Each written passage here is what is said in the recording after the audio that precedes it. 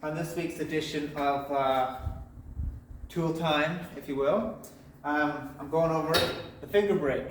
Now, by itself, it's an awesome tool. You can build boxes with it. You just pull out a finger and you can get it to where it'll bend up and not interfere with the box that you're bending won't interfere with the brake. But what I've decided to do is I need radiuses sometime when I bend. So I've made this cool little attachment to radiuses. So we'll go over that. Okay, here's what we got. This is my tool.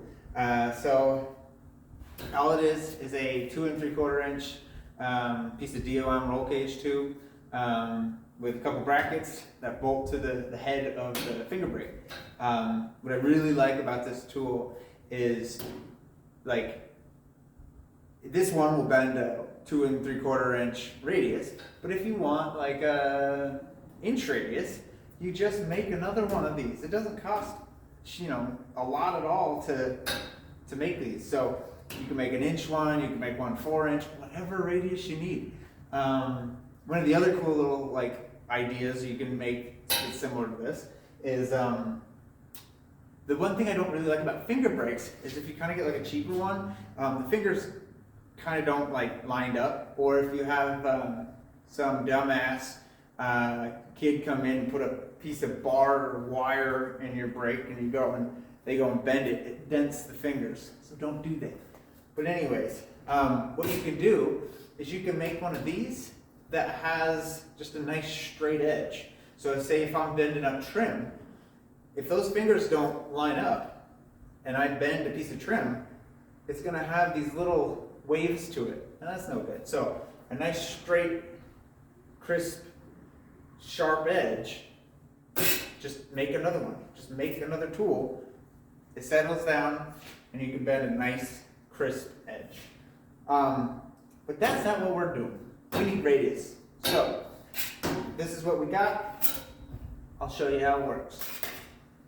Okay, so here's how this works. Let me turn the camera around.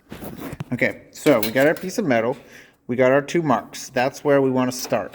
I designed this one to where I just line up my marks with that line right there. So I got one there, lined up with that.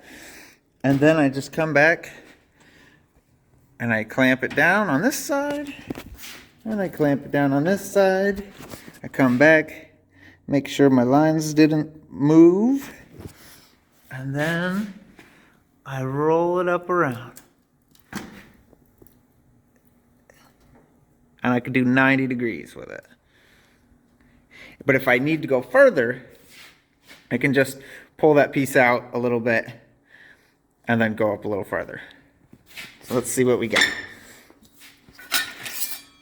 Look at that nice radius, huh? Beautiful.